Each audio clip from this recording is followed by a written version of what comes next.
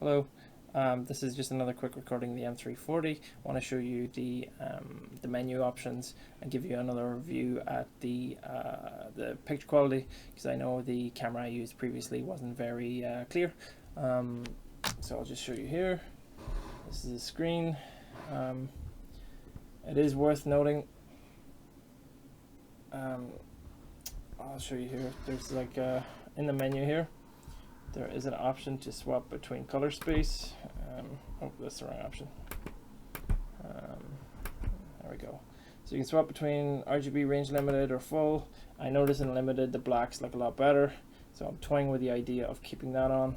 I do have my card output on full range right now though, so it might be better to have it unlimited. I'll go back to the menu. You got eco mode. Game mode gives you like hardware cursor overlay if you like that sort of thing. Let's go back to main menu now. Main. So you see here, there's the resolution, 110 Hz frame rate, no issues, it's great. Overclocked by 10 Hz. DVI, HDMI, and DisplayPort is the input sources that we have. Brightness and contrast options. DCR is dynamic contrast. I'm not that much of a fan. I had it on for a little while. It does try to change it based on how bright the screen is at the time. If you're happy to swap between like dark and bright content and you want a little bit of hardware adjustment, it could be good for you, but not for me personally. That flicker seems to be something to do with the way my webcam works, so I'd ignore that. Go back to the menu here. Where did I put the menu? Okay, here we go. Color settings, we've got gamma profiles for like presets, pretty good. 2.2 is generally what you want.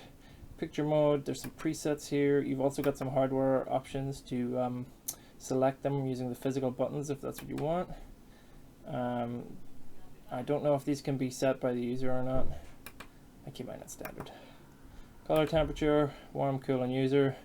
User seems to be standard sRGB or something.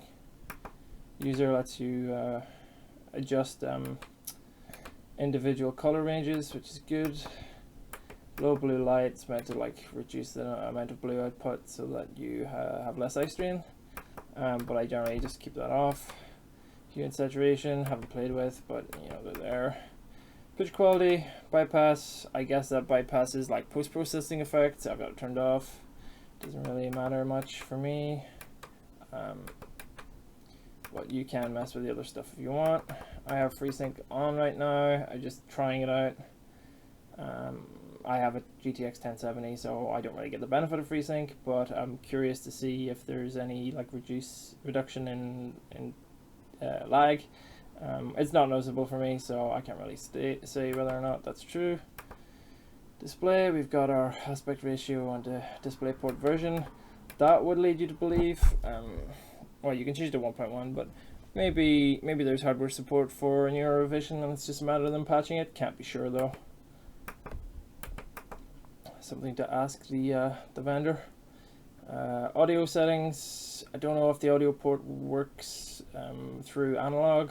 You can certainly feed it audio via HDMI, maybe DisplayPort as well. I know there's hardware support for that, but I haven't found any options to tunnel it through the DisplayPort cable.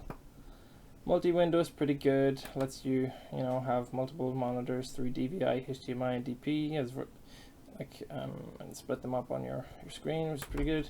And then other is just your language settings. So bear that in mind, guys. You're going to want to go to the very last option in the menu, and that's the first one at the top. That's the height of it, really. Any questions, let me know. Bye.